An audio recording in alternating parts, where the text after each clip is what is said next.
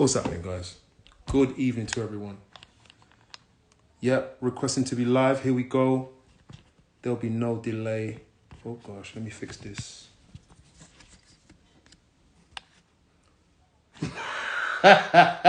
Already, Sai. Sai's got answers already. All right. You are ahead of the game. You are ahead of the game. Vanessa, how you doing? Good evening. I'm fine. And yourself? Yes, cool. I've got another person coming in now. Brilliant. Who've Mm. we got? Sorry, I'm just trying to adjust. Mm. Hey, Nana. Vanessa, how are you, man? I'm fine. It's been, yeah, it's been a minute, you know. It's been a minute. I literally just said to Curtis, oh, who we got joining as I'm fixing my camera. And Yeah, then you just pop up. Brilliant. I God. like. Yeah. Curtis, how are you, man? Yeah, listen, man, hiccups, but we're here. Yeah, We're here. I'm going to add you as a branded partner at the end, and we're going to sort this out. Because listen, people. Look, you know what? I posted the title, "How Good Social Workers Become Bad." As I hit that live button, Sai, let me see if I can get her full. Sai say 186. She had the answer as she arrived. We're going to talk about this, and this is a very important topic. So first of all, I do want to thank Vanessa and Nana for joining the show. As the audience builds up, someone saying hello to you. I think Vanessa. Curtis, Yes. Hi, sis. I see you. Yeah, Curtis, yeah. I'm not gonna lie, bro. You look tired, man. You look burnt. I'm not gonna lie, bro. And that's social worker to so. This is with makeup on. I'm wearing makeup today. I can see it, bro. I can see it. You're tired, man. I can see it, man. I know that look. I know that look. The light is too Is on. it? It's showing too many of the what do you call it? How do I put this down? I can't. Nah. All right. Look, it is what it is. Yeah. Yes. So, where are we? Yeah, I am actually very tired. Oh. I am Yeah. very tired, but this is what it is, and I'm not going to say anything because I don't want to. Just in case my manager's watching. She's No, a bro. really nice lady. Bro, it's important that you do talk and speak. We have to speak about this. We need to be talking about this because everyone's very tired. Everyone is. You know what I mean? Wrong light. All right, look, we're going to get another light. I Yeah. think it is important, actually, as you're saying that, Nana, because I came home, I literally took off my coat, started doing the dinner, and as I was sitting there eating, I was like, oh, for flip's sake, I got to do this live. But not in a bad way, we're just being real. Yeah. Our lives as social workers, like, we're tired sometimes. It's stressful. No. I know. But, I just thought, I got to represent. I got to do this. I promised. And I'm smiling. I've got good people here with me, so... Make sure you represent because you're doing me a favor, really. No. You're actually doing social work a favor. That's what you're doing. Yeah. We're all in it. You are. And hello to everyone. But yeah, listen. So this is a really important topic because I think that it's very easy to be hard on yourself, which I am hard on myself, and then wonder why I'm slipping and sliding in this game, or wonder why we've got a colleague in the team and then now they've disappeared. Where are things going wrong? People looking at their own practice and feeling down about their performance as social workers.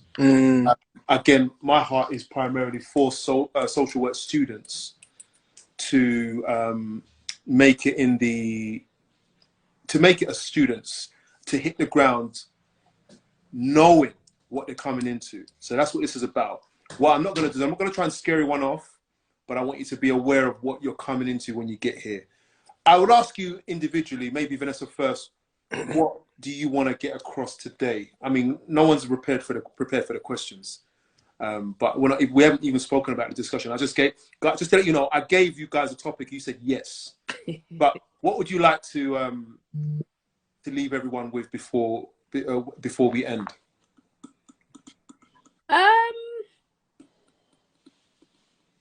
I just want to be real, really, and I want to be transparent, and I want to share what I've seen, what I've heard, what I feel. with fellow social workers and students who are up and coming. Yeah. I just want to be real with them. Yeah. Nana? Yeah, definitely is just to be as real and transparent as possible with the next generation of social workers. Yeah, we really need to, Yeah, so yeah, that's what I want to kind of do in this live. Excellent. Just so you know, someone's asked a question, what do we do? Let me join and add my 2 pence. Okay, so I will let you in, but before you come in, let me give you a disclaimer. What I do is I work in assessments, right? For children's services. Nana, what do you do? I'm a team manager for a frontline child protection team. So we deal with child protection, child in need, and also court, which the cases should transfer to the looked after children's team in it. But let me not drag out any team managers or anything. But yeah, that's what I do. That's what I do. Vanessa? And I'm a social worker in a fostering team, and basically, in a nutshell, I supervise foster carers. I do assessments to approve foster carers, special guardians, connected carers. That's me.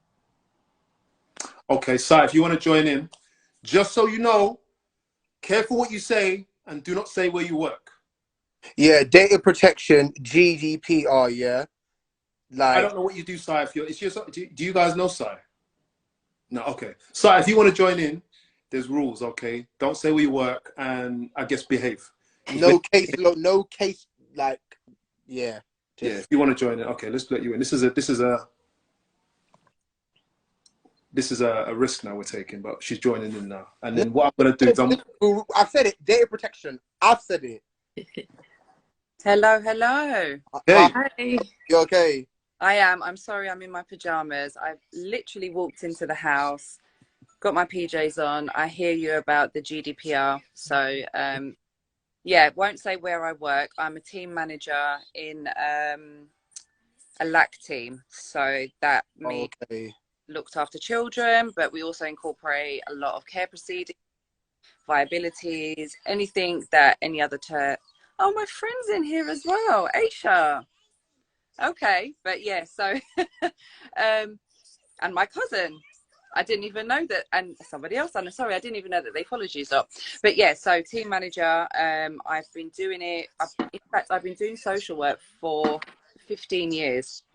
And yeah, I started at the age of 21, 36 now. I don't know if the math works out, but just yeah, just an update that I actually handed in my resignation last month. Is it? So come out Mm-hmm. post completely. Done. You're finished. I mean, Done. 15 years is a long time. I mean, I'm only 10 years. I'm a decade in, isn't it? But 15 years is a long time, though. So Yeah, definitely. And I've started. So when I started my journey, I started in the LAC service. I was there for 8 years. Had 2 children in between that. I don't know if they're annoying laptop, YouTube stuff. If you can hear it. That's okay. It's Yeah. right. Okay. Yeah. Had children in between that. Went back to agency. Did a little bit of assessment. It's like, you know, the CP and SIN stuff. And then ended up back in the LAC service. So yeah, it's been a journey.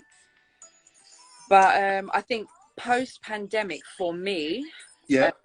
has brought on a significant change in staff retention, staff turnover, staff emotional well-being, the workload. That for me is, I think, where there has been a significant deterioration in everything. Even, you know, a big part of what we do, obviously we're in court, we're having to answer to court compliances because we just can't meet the time frames, because we've got literally, you've got a member of staff that's starting an assessment, they bounce, an agency worker comes in, they bounce a week before we're due to file evidence. It's just a madness. And do you know, if I told you about one of the agency workers that I'm dealing with at the moment, I'm not even going to go into it because I'm not even going to go into it, but it's not a joke.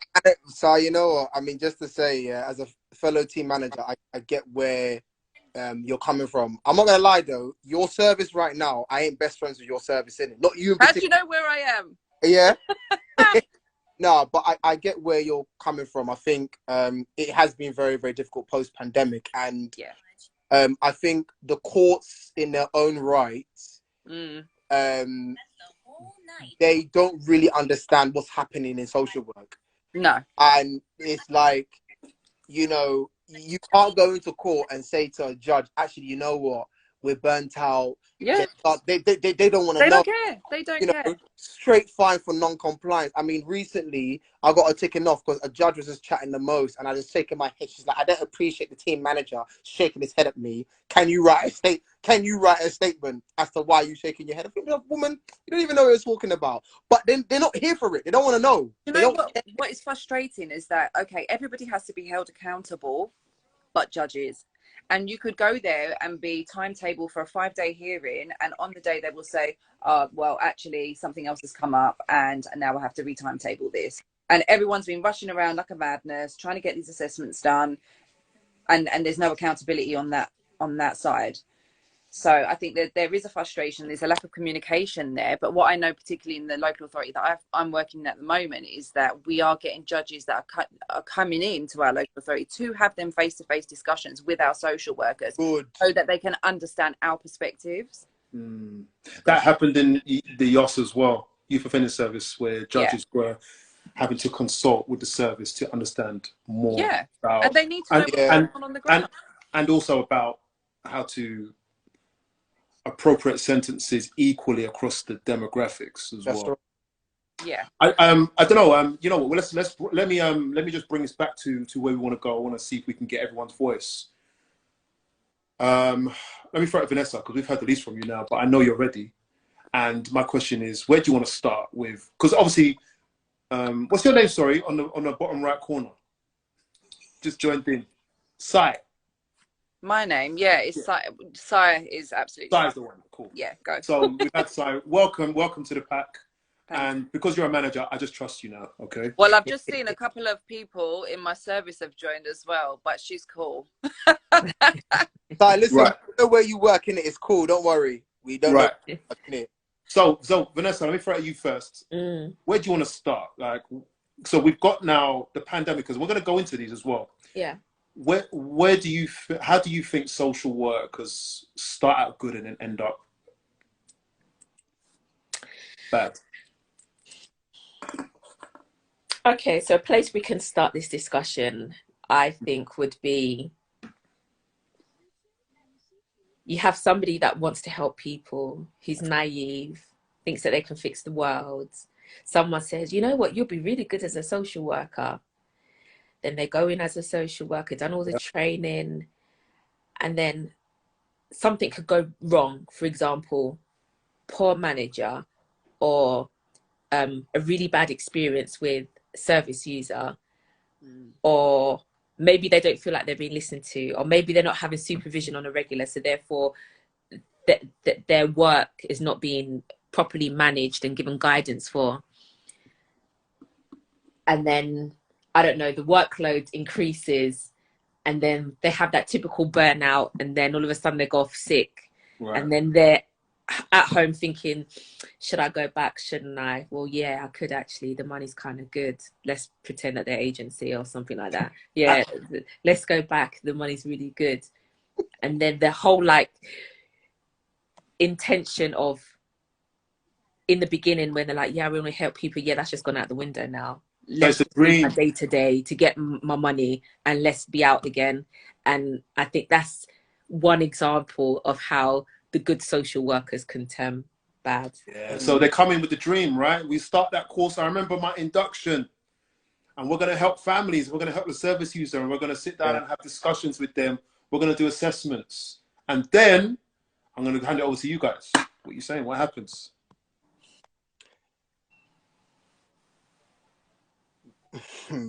Yeah, go on. Yeah. I don't know what to jump in, so I'll let you jump in. Go on. You want me to go? Yeah, go ahead.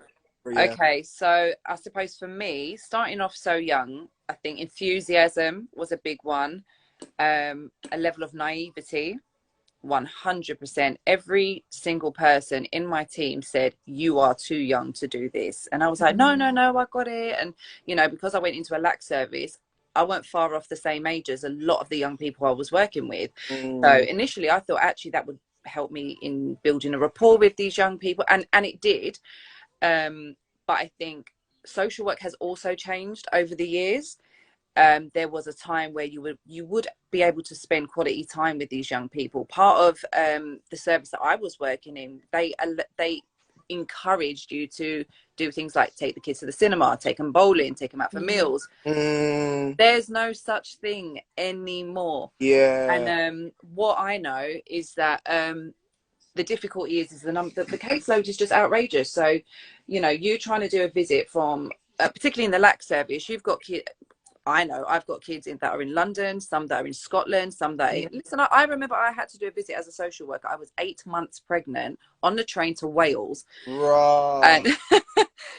And it was just an expectation.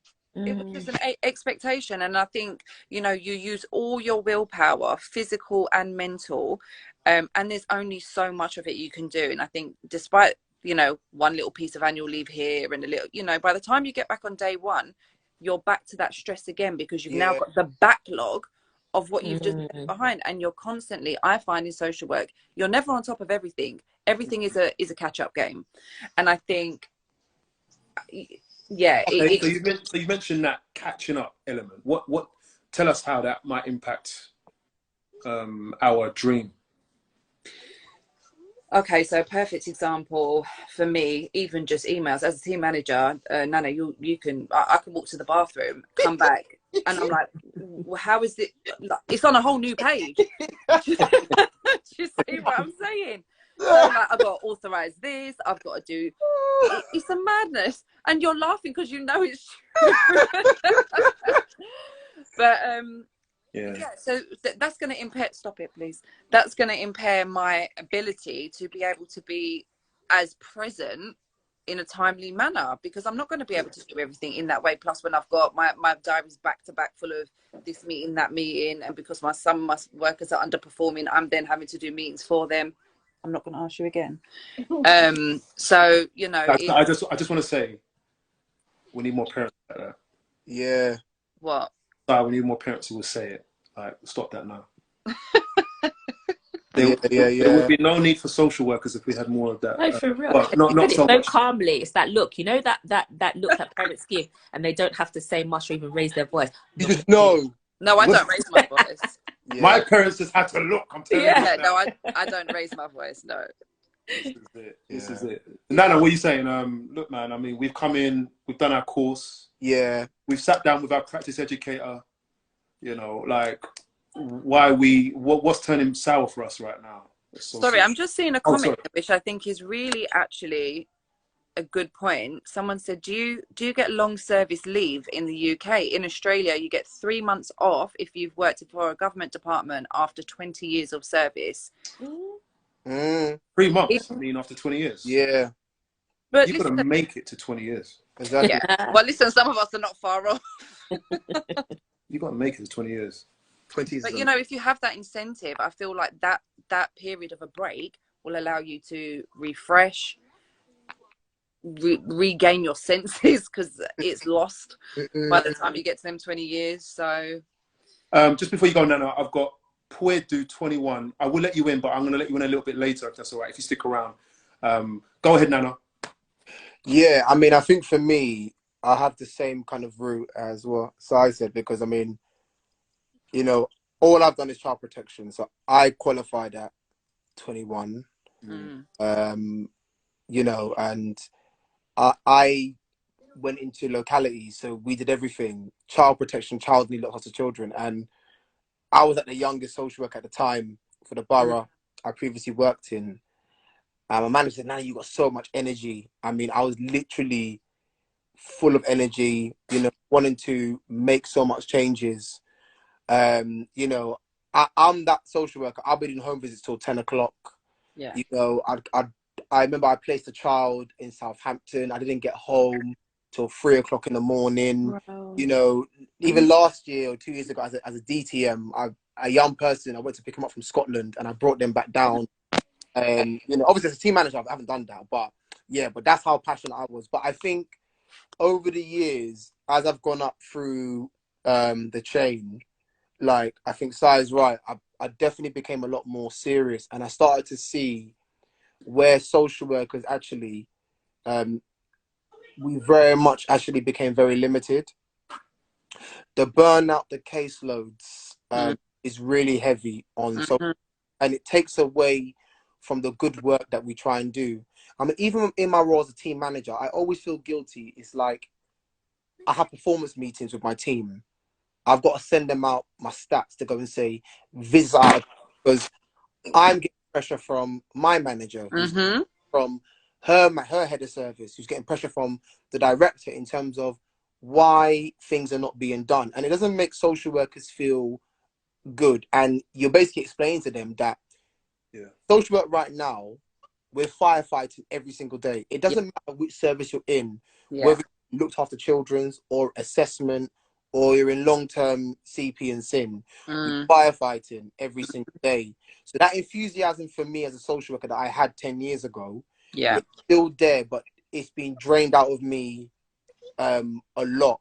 Mhm. And you know, when I speak to upcoming social workers and students, it's not really to scare them away, but it's to actually manage expectations of what you're actually going into. Obviously, don't go and lose the passion, because you should have that, and you should want to make changes. That's why you've gone into social work. But Yeah. as you know, so I said, social work's completely changed. You know, helping families move. I used to help families move, get a zip car, take things to Yeah. them. You know, financially wise, we haven't got those things anymore. Just to get certain things approved or taking children out, we can't. I've got to shut down social and say, no, actually, we've overspent. Do you know what I mean? You know, so it is very, very difficult. And I think the climate in which we're in has made social work very, very hard. And I do feel for the next generation who are coming in, because they're going to have to pieces. Yeah. Do you know what? Before you lot say any more, there are questions and comments. I'm going to come back to them as we flow. Please be patient. The workload, guys. So remember, you're talking to two lots of people here. You're talking to people who are just about to come into the game Mm. and people who are struggling with their workloads. Anybody here, talk to me about the workloads, your perspective on it. Do you know what? I'm going to jump straight in there because my experience in this last year has been horrendous, to the point that we were so short on staff that, so I started off with a full team. Two went off sick, then a third one went off sick, and that was due to stress. Then, because the cases are just coming in, Nana, from your part of the service, You have to throw that back in it. we back. That we have to take them. You know, at the end of the day, there's timelines for court proceedings, etc., whatever. Team leaders, not just me, but 3-4 others, were not only having to do their normal management roles, but we were also case holding. Yeah. So we're out there doing visits, lack reviews, all the rest of it. Plus, we're expected to do supervision of our staff and all the other stuff. I'm telling you, to the point my husband was saying to me, look at you, 3 a.m., look at you working at 3 a.m., you're making yourself sick. Yeah. And that's the sort of pressures that I'm talking about, because you know what, no one cares about what you have to do, people care about what's not done.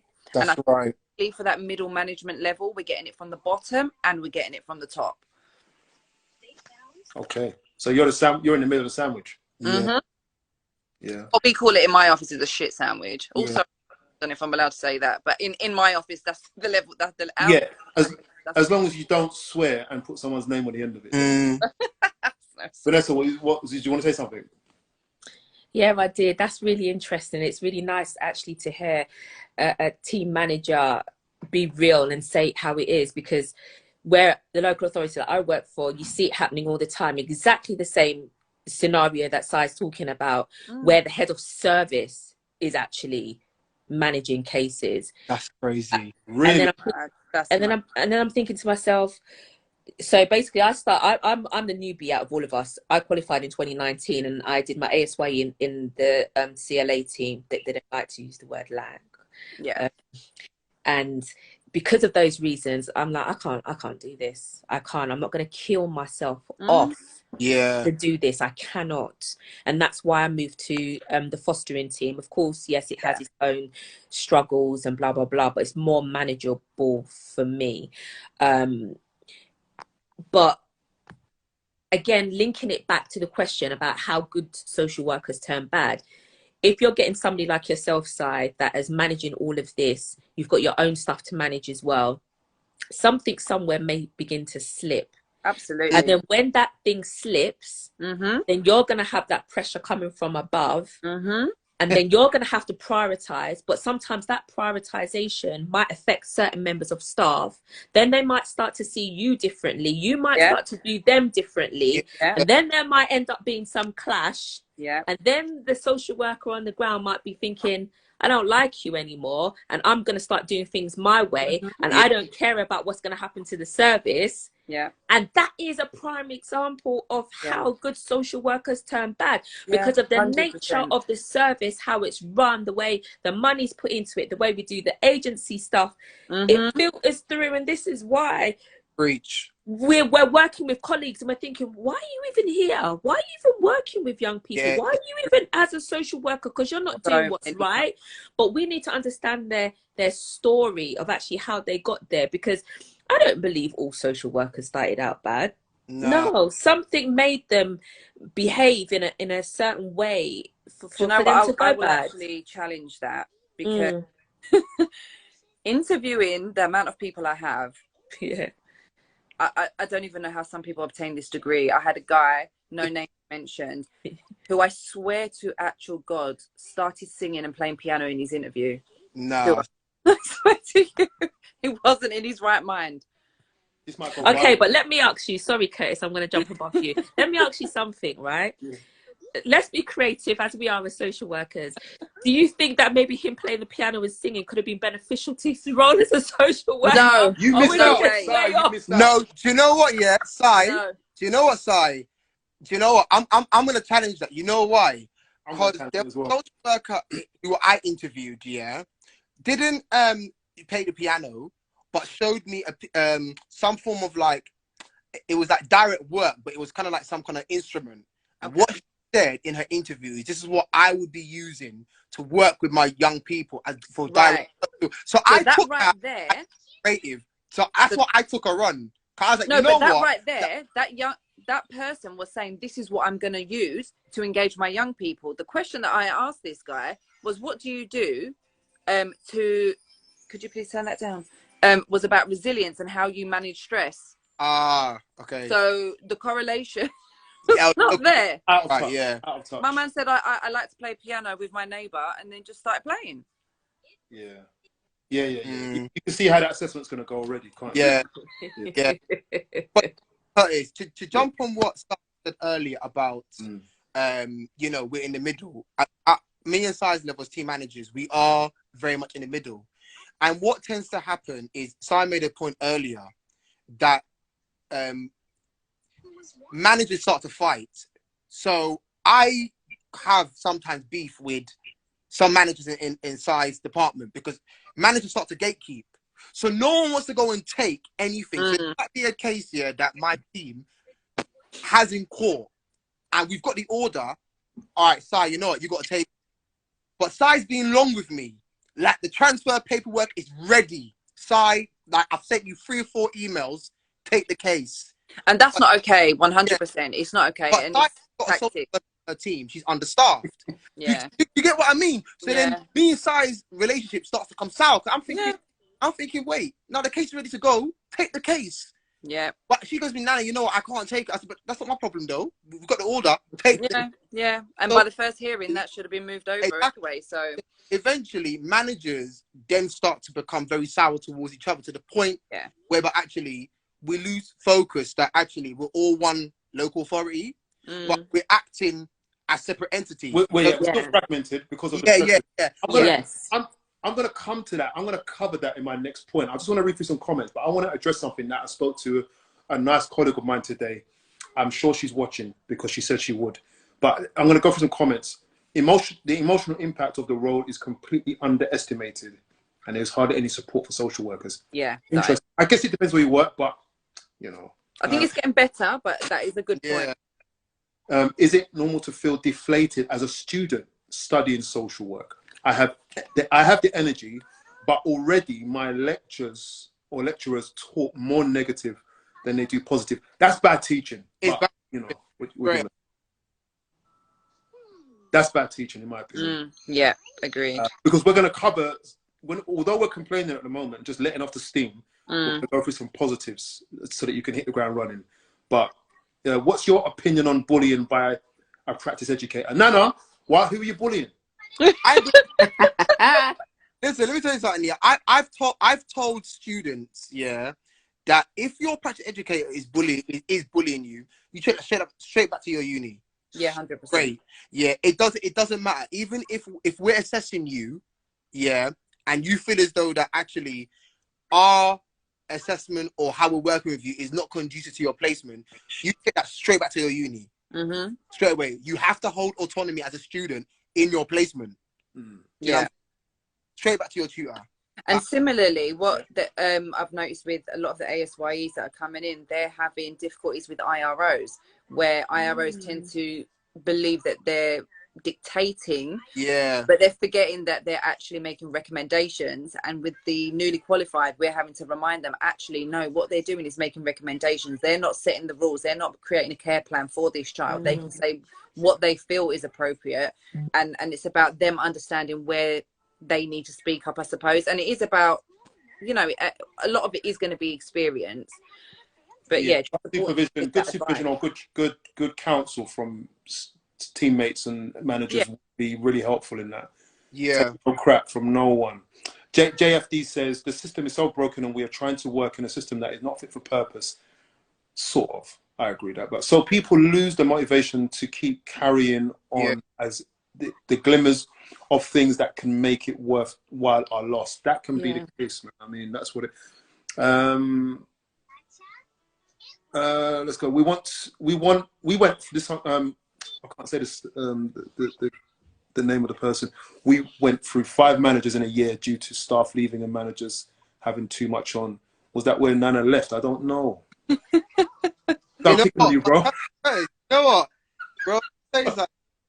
You want to know where you think what I was. You want to know what I had to deal with last year when the team that I took over. It was just me and 2 social workers. Yeah, and when I came in, I had about 4 or 5 court hearings back to back. Yeah, and there's me sitting there, lonely manager, judge looking at me saying, "Why is this social workers leaving?"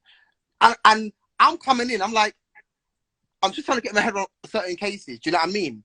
I've had to literally rebuild the team up. And, you know, so to hear what you're saying and Vanessa's saying about how you've got heads of service managing cases. Team managers should not be holding cases or no way. Yeah, because we've got to be here, big decisions. But I've had to go out. I sometimes still go out and do visits. Yeah. As a team manager, but I shouldn't. Like, even before I logged on to the live today, I've got a final statement that I need to QA. And I've got 4 care plans that I need to sign off, because I've got court next week. Like, court on Monday. Well, put it this way, in my team, each social worker average has 2 court proceedings. So you can imagine how much court work that's crazy. That's standard. That's just absolutely standard. So each one will have two court proceedings on top of their 15 cases. So imagine how many children I have to keep on top of. That's over 100. Well, again, maths, I'm not sure, but like, I know when I was holding cases on top of that, I was overseeing 100 kids. So of course there's going to be mistakes that are made. I'm only one human being, and we have no deputy as well. I mean, obviously my service in it, so we're standalone. You're the deputy, so it's just us. We manage it, run with it. Yeah, absolutely. I want to throw something in. Someone said to me today, "What's the live one?" And I said, "It's about how good social workers become bad social workers." Now, I just want to reiterate: we'll talk about how to be and maintain a good social work. To be a good social worker. They said, well, one of the reasons is culture. And I said, what do you mean? And it looks like what she was saying was, it was the culture of management that developed in the team. Mm. So who do we look at when we're talking about who sets the tone in the team? Who sets the tone in the team? The team. I think definitely the manager plays a big role. I know for me, certainly when I first joined the team, my thing was very much about self-care and well-being. So when we had our team away day, we started off, the educational part of it was about how to look after ourselves as professionals. If we can't look after ourselves as professionals, how then do we look after the people and families that we're working with? Then we had like I mean, I'm a bit hippy dippy, but you know, my crystals and stuff. But then we had a bit of a yoga session, and then the rest of the day we what did we do for the and then the rest of the day we went axe throwing. That's To good. release some energy. So I was like, I wanted to take them out of that learning space, and you know, obviously have it as part of it, but also incorporate an enjoyable, fun side, release some energy, release some anger. And I think a lot of them was a bit like, oh, I don't really want to do it. But by the end of the day, they were like, we were so glad that we did that. And again, team meetings, you know, I try and change it up rather than sitting in the office and doing the team meetings every fortnight and everyone's in the same space. Do you know what? Every other one or every month, let's go to the local cafe. And we'll have our team meeting there. And there's been a few times that I've paid for them. You know, I'm not saying that everyone should do that, but I feel like it builds a rapport. Yeah. Anyone else? Culture. Who sets the tone? What's the power of culture when it comes to making a good social worker bad? It's definitely manager, Curtis. I mean, I have to agree with Si. Well, I like with my team, for example, we said, you know, once a month we go out to eat for dinner, for a meal. We go after our duty week. I like that, you know, out do maybe an event together. You know, one thing about me as well is that even, for example, yeah, you know, so I know a lot of local authorities, you know, your toil day is 2 days in a month. For me, whatever hours you incur, you take that toil. 100%. I don't. If you incur more than 2, I don't go by any manager. Yeah. But I don't go by that rule because I feel as though social workers, you don't occur 2 days of toil in a month. You do more. So if social worker my team say, Nana, you know what? I've got 3 days worth of toil. I don't take it. Yeah. Because I've got to take care of my team. Then, do you know what I mean? With team meetings and performance, you know, I say to the team, look, is there anything as a team manager, anything that I can do? You know, and they say to me, Nana, you know what? It's not really you, it's the system. But I say, look, I'm not always right about everything. Part of being a good team manager is also being vulnerable, and also letting your team know that actually, you know what, I don't always get things right. If you're a manager who says the team will never work for you. So I try and make sure that I'm flexible. If my team need time off, I will tell them. I will say to my team, have you taken your time off? Are you going gym? All these sorts of things. It's important. The team manager sets the tone because you're the one who will gatekeep for your team from professionals and potentially your senior managers as well. If your senior manager's not getting onto your team, you have to be there to back your team as well. Yeah. You set the tone. Yeah. So I think, but both of what the Nana and Sai, what you're both saying, I think it's really good to hear that coming from a senior position than myself. I think also what works for me as a social worker is being given that space to manage whatever I need to manage in terms of my caseload, and understanding each member of your staff team and what situations they respond or work better in. Yeah. So, for example, you try and micromanage me, you're going to put stress on me, and then I'm going to make mistakes, and then my confidence is going to get low, and then I'm probably going to go off sick, and then you're not going to get nothing from me. If you give me that space to make mistakes, but of course not on you know, not you know, detrimental, not nothing. Thank you. It just wasn't coming out. The end of a long day. Yeah. for allowing me to reflect and have that growth and saying to my manager, you know what, actually I could have done things better this way. You know, I have a brain. I can think. I can manage my own time. I can manage my workload. And I'd rather you just let me get on with it, because actually, if I'm struggling, I can actually open my mouth and say, actually, Nana, I need help. Sai, I need you to help me do with this. So I think that is another thing included on what you both are saying in terms of culture and what makes things work. So again, without saying too much, because, you know, we don't know who's listening, but that was why I just couldn't do it in the CLA team. I couldn't. But I understand why that culture of micromanaging was there. I get it, because you had so much Time frame, to be accountable for, exactly the time frames and stuff like that. And as I keep on saying, that people have heard me say before in the live, I was a youth worker before, so I thrive on making those one-to-one relationships with young people. And when I realized, okay, I know social work is different from youth work, but at the end of the day, we are the corporate parent for the child in the CLA teams. So therefore, if I can't build relationships with my young people because I'm stressed about everything else and being micromanaged and this performance indicator and that don't work. So can I ask you a question, as you know, as a manager, and I certainly try to do it, do you appreciate your manager coming in and asking you what is your working style and what works best for you? Because that is certainly what I try to do.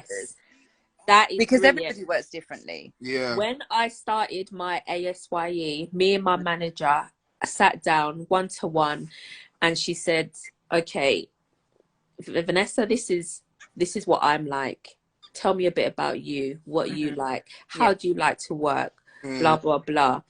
And, you know, without going into too much detail, you know, I said to her, sometimes I can suffer from anxiety and blah, blah, blah. And she goes, Vanessa, okay, what does that look like for you? How will I be able to identify you're feeling like that? And that was really, really, really helpful. And the reason I asked that is because when I first started in my team, obviously I came into a full team, didn't know any of them. My stance was, I'm going to tell you how I work as a manager. And I literally said, I don't care whether you start at 9 o'clock, 10 o'clock, 11 o'clock. I don't care if you finish at 2, 3, 4. The main thing is that you're available to professionals and nobody's coming to me and telling me you ain't doing your work. That's right. Because you know what? We always work over hours. That's we always right. work before hours. So I'm not going to be that rigid. However, you are going to have to be available for professionals on the phone. I don't want anyone telling me they can't reach you. But do your day as you please. When people are panicking, saying, oh, I've really got to pick up my child, don't panic. Go and do what you need to do, and then make up the time. As long as the work's done, I am not going to be on your back. I know other people work differently. That's my approach, and I've found that it has worked really well. I don't think you could do social. I don't think you can manage that in terms of people's time. I just think it'd be so wrong to do anything. And it's too time consuming. I haven't got time to be sitting there clock watching everybody. No, I haven't got the time too, but I know, like, I mean, recently, you know, what, you know, I was in a you know, I think one thing my manager went and said is that, you know, the whole thing, you know, it's, you know, for agency social workers, and, you know, they're saying they're doing their work, but we're not seeing it on the system. You know, why isn't the system? How come, you know, why is it we're paying them all this money? But I've had to explain to the powers that be. Social workers are on the back foot, and we have to appreciate as well that social workers are trying really hard. And I appreciate that.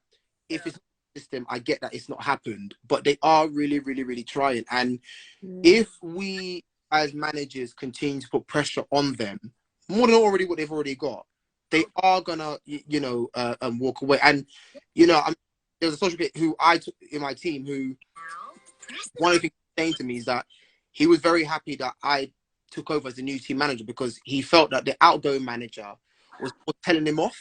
His confidence, said I give confidence in terms of his cases. You know, so I just think it's important that we have to make sure that we patients, because yes, it's child protection, it's looked after children, we've got to do work, but we make sure that we also safeguard our social workers as well. Yeah, absolutely. You know, micromanagement is not easy. It's not nice. I was never micromanaged, so I don't do that with anybody in my team. For me, I want the work to be done. I want it to be consistent. But if you're struggling, you do speak to me. But I'm not here to police. Yeah, absolutely. What I will say though, there is staff that does need more monitoring. Yeah. So you might say, okay, can I have this done by this time frame, and can you ensure, like, but it's not going to be in the sense that you're going to make that person feel a certain way. No, so there's ways of doing it. Can I just say, just before we go on, sorry, Si, I feel bad. I don't want your little one to get in trouble, yeah? She should be asleep anyway, so. But I can, they just need to turn it down a little bit. Yeah, did you hear that, Leanna? Because what it is, it cuts off the mic. It cuts off, Sorry. no, it's okay. No worries at all. How many hours are we working? 50. 50 a What's the week. question? 50 a week or even But more. do you know what? When I was in the CLA team, I used to do 12 hours a day, standard. Yeah. That wasn't continuous, but I did 12 hours. Yeah. And my children were being affected. Relationships with family were being affected. I'll be sitting there crying my eyes out. I'll be tired. I'll be miserable. That's why I was like, no, I'm not doing it no more. I can't. Now, in the fostering team, I can honestly say maybe 9 hours max. And for some reason, I'm able to be more... I am flexible, but I have a cut-off time. After this time, I'm not working no more because I need time to settle down, to rest my head, to be able to talk to my family, and then be able to sleep without thinking about work. So I can do that. You know, there's a long queue outside of your department right now. One's like, there isn't trust. We need, and why is it? This could have to be another topic. Why is it that everyone thinks a fostering team is for people that are retiring? Do you know what? It's so true. Everyone's like, I need to wind down. I think that or adults. Because I always think it's not where the fire is, isn't it? I've always thought, fostering, you lot are just out, innit? Let me tell you something. We're dealing with standards of care. We're dealing with when foster carers are not doing what they're supposed to be doing for the children looked after. Yeah, we're the ones that are managing all of that. That's light work. That's light once in a blue moon. It's not an everyday thing. That is light work, man. That's light work. By the way, I just want to mention that someone mentioned that team managers need to manage the team terrorist. I'm just putting it out there. Terrorists, I like that. Okay. Let's talk about. Oh no! Someone just put fostering is boring. Coming from someone who is currently in foster. But you know what that means? I mean, that means that some people are really cut out for the fast-paced, intense work. Not all of us are. Some of us, our talents don't lie there, and it doesn't make us better or worse. I love RNA. I love RNA. You know. I love that. I love RNA. The assessment. Ding, ding, ding, ding, ding, ding. Yeah. I love referral assessment. Gosh. Yeah, it's true. But you know what? I think people's life and their circumstances come into play. So I was in assessment. I was a manager there. I just couldn't do it with the kids. Yeah. I will come back to it at a later stage, but you know, it's so difficult to try and think, okay, I can progress in my career. I'm young enough to do that. But actually, I'm looking after everybody else's children. Exactly. That's exactly how I felt. On the phone to me at 8 o'clock while I'm still sitting there in the office. Mummy, when are you coming home? I can't do their bedtime stories. I can't do their homework. And as you say, Vanessa, it was having an impact. Huge. And even my relationship, because he's thinking, and every time I come home, he's like, well, all you do is go sleep. Yeah. You know what? But it's a lot. It's a lot. Go on. Any tips for student social workers going into placement? So I guess this is year 2, or it depends, masters. Yeah. What, second year or final year? I guess just anyhow you want to answer it, really. I think for me, I'd say, because I still assess students as well. My main thing I'd say for tips, if you're in your final year, final year, and you'll be qualifying the following year, my thing is that obviously you have to gear yourself up as if you're a social worker. So the PCF domains, you need to be looking at that tier, end of placement. Gear yourself up, because you're going to be entering into newly qualified year. So you need to be gearing yourself up. I always say to students, wherever you go in your placement, one thing you should be doing is shadow different services, Yeah. network, get to know different managers, you know, find out where the local resources are within your council or within your borough. Shadow, you know, in the early stages, don't rush in to get a caseload. Shadow things like strategy meetings, shadow things like go to court. Yeah. You can build. It's important. I can't. Do you know what, shadowing? I can't stress it enough how important it Yeah. is. It's so important. Everything you can get it. Okay, yeah, absorb it. Absorb it, honestly. Absorb everything that you can get. Even training. If it's in-house training, you know, get that training under your belt. You know, whether it's cultural competency, whether it's size and safety, whether it's child protection, forced marriage, everything. Get all your training under your belt. I would echo that. I think the other thing is to go in with realistic expectations. I think sometimes they assume that they're going to have a very small caseload. So, you know, as soon as you're qualified, you're only going to be 10% less than the other social workers. But what that means is that that's reflective of the service. So if your service is under pressure and everyone else is on 25, then you're only getting 10% less of that. If your service is chilled and you're in a good place and you're on 15 cases, then you're going to get 10% less of that. So I think you have to be also quite realistic of what the expectations are. And you know what? Don't feel embarrassed to ask for support from management, from your team members. Rely on other people that know more and have been around for longer. I don't think there's any shame in asking questions. That's how people learn. I would rather someone ask me a question and say, I don't really know how to do this, than you try and wing it and you've messed up. I feel that going on placement is a test to your character in terms of whether or not you are cut out to be a social worker. It's going to test your resilience. So when you're going to do your placement, kind of like put on a hard hat. Yeah. Just prepare, not be prepared for the worst, but just be prepared for anything to be thrown at you. Because what you'll realize is when you've done your placement and you're qualified as a social worker, when you actually get into practice, there's going to be a lot worse situations than what you would have encountered being on placement. So don't get put off by it. Don't be thinking, oh my gosh, I can't do this and I need to quit. If you need to cry, cry. If you need to shout, shout, but don't shout at the wrong people. And you know, just, you can do this. You can. But the good thing is don't do it in isolation. Talk to your managers, talk to your peers, talk to your friend, your partner, your husband, your wife, whatever. Talk to people. Do not let that settle in your chest. And as my good late grandfather always says, do not go to bed angry or with something sitting heavy on your chest, because you might not wake up tomorrow. Do you know what I mean? But talk to people. No, it's true. And I think there's particular things in social work that are going to be difficult. So particularly when you're in assessment, you're going to be dealing with quite significant injuries.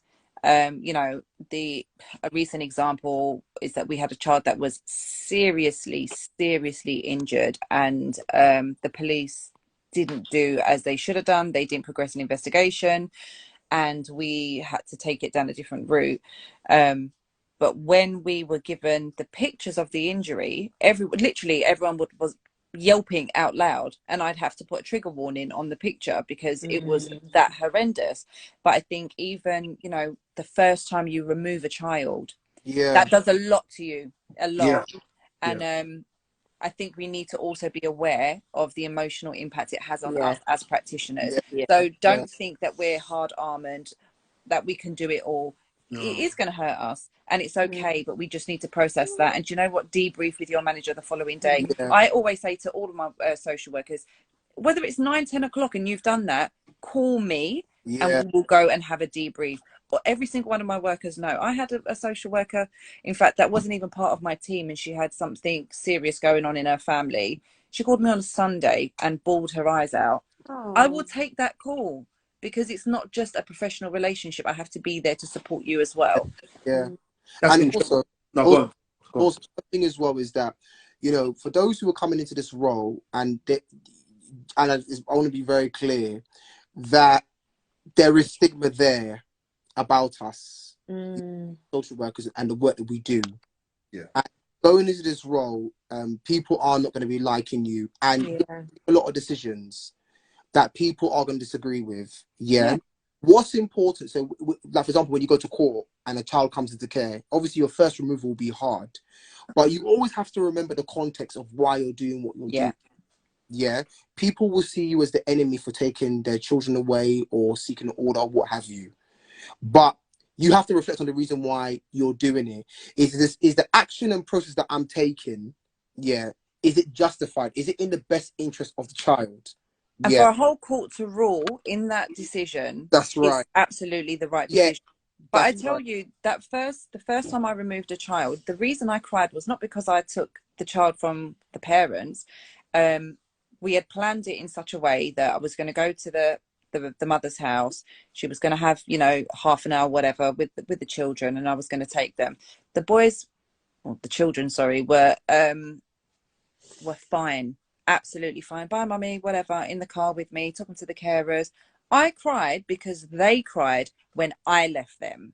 That got to me more than anything else, and I had to hold it. And as soon as I got in the car, I was like, ah!